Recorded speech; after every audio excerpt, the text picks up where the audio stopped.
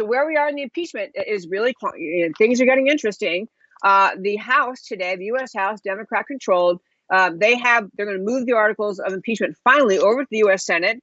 So you had Nancy Pelosi so understand the procedure in the Senate is same as it was under President Clinton. The House appoints managers of the impeachment. So Nancy Pelosi and her team appoint people who are going to lead the charge in the Senate trial. They're going to present their case for impeachment. And then the president gets to present his case with people representing him. And so I guess the effort within the Senate to just dismiss the articles without a trial has been rejected. And that's fine. It's actually kind of nice to have a more thorough hearing with the ability of the senators to hear the arguments from the House managers and from the Senate, from the president's team. But in any case, Nancy Pelosi has announced her team. Naturally, she has Adam Schiff, House Intelligence Committee Chair, and Jerry Nadler, House Judiciary Committee Chairman. She threw in some others. There are 5 or 6 others who are going to be part of the team. They are going to, as early as next week, next Tuesday or Wednesday, present to the Senate their argument for impeachment. And then President Trump has appointed his lawyers. He's got his top lawyers who want to then present his defense against the charges of the impeachment. And so and I call this the quagmire for a reason. I'll get you in one moment. But the president has announced White House counsel Pat Cipollone will take the lead. Also, Trump lawyer Jay Sekulow, love that guy, will also serve on the president's team. Cipollone deputies, Michael Purpura and Patrick Philbin. So the president has appointed his lawyers. But I want to tell you why I say this is a quagmire. Nancy Pelosi tried very hard to not bring this impeachment. She knew it was a problem. She knew it was a disaster. She knew it would backfire on the Democrats. She tried to push back against the crazies in her party, the AOCs and Al Greens and other radicals in the Democrat Party. But she had both AOC and the constituency of Democrat voters in this country who had been convinced since the moment President Trump won the presidency that somehow the Democrats would remove him.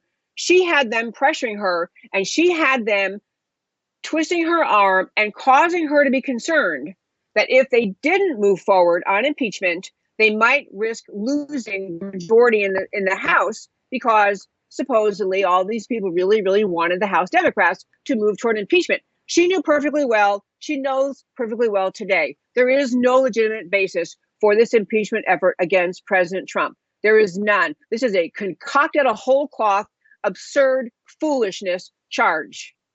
And she knows it.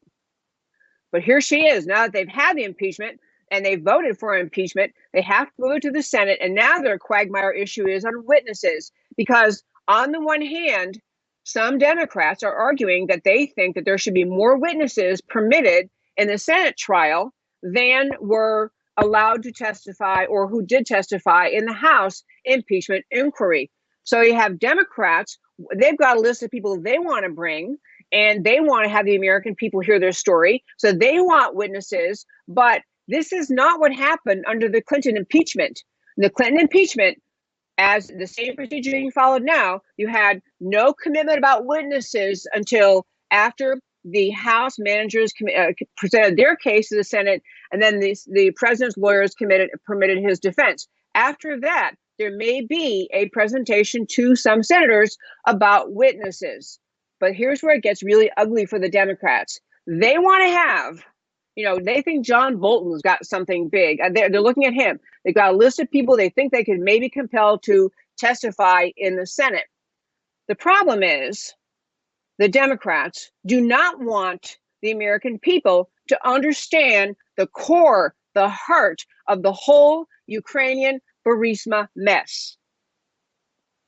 Democrats want to say, we're bringing in Bolton, we're bringing in this guy, that guy.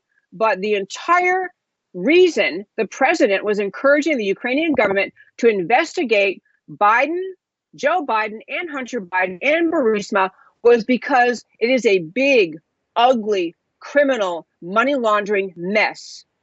And the Democrats know this. What they want is Bolton testifies, but no way that you're going to have Hunter Biden or Joe Biden or the Burisma folks. No way they have to testify. And they are in, rock in a hard place, because they are trying to convince the American people, the Democrats are, it'd be fair for us to drag Bolton in here, for us to drag other people in here. But heaven forbid you can't have, it'd be so unseemly to have Hunter Biden and other people. I want to hit two more points on this, but impeachment things would be so interesting to watch. One is that Republican Senator Rand Paul, who's, always a bit of an enigma because he's a libertarian, so he's not always with the Republicans, but he's been good on this point. He was saying if the GOP, if the Republican senators support any impeachment witnesses, Rand Paul, will force a vote on bringing in Hunter Biden and forcing Hunter Biden to testify.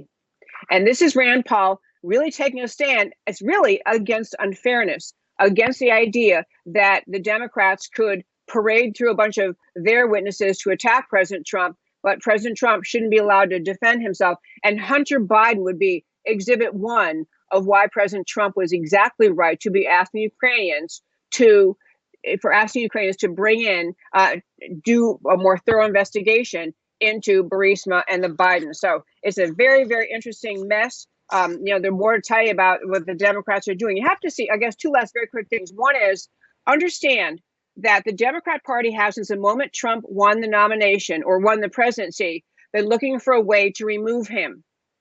So recently, after the impeachment's all over, you had news that came out, I think, yesterday, saying that Adam Schiff had new evidence. He's passed it on to Nadler. They're going to bring new evidence. Please understand, there's nothing new here.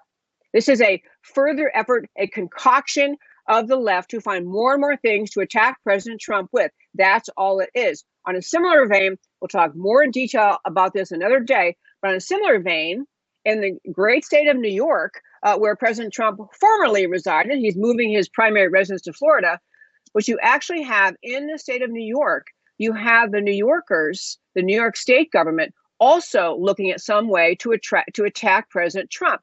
They are now talking about bringing charges against a Trump organization for tax practices, somehow relating, numbers on one tax form versus numbers on a tax form versus numbers on a loan application. And the numbers didn't quite match up. And surely this is fraud. So this is the New York City Mayor de Blasio, all excited about. We're referring this possible fraud to the District Attorney of New York, Cyrus Vance, who is going to look into this. And possibly you can see the timing, and they're thinking in their heads, they're going to end up having something they can try to clobber President Trump with late in the year of 2020, a month before election or so. There'll be some brand new indictment coming out of New York. Please categorize all of this as the left's ongoing determination to destroy President Trump. That's all it is. This is a farce to try to think up new ways to attack him, new ways to bring legal claims against him.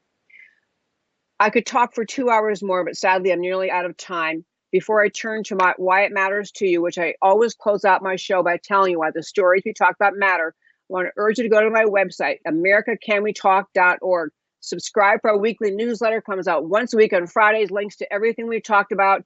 Like this Facebook page. Share this page. Subscribe if you are watching this on YouTube. Follow me on Twitter. Be part of the American conversation, speaking up for the most extraordinary country God ever blessed this earth with, America.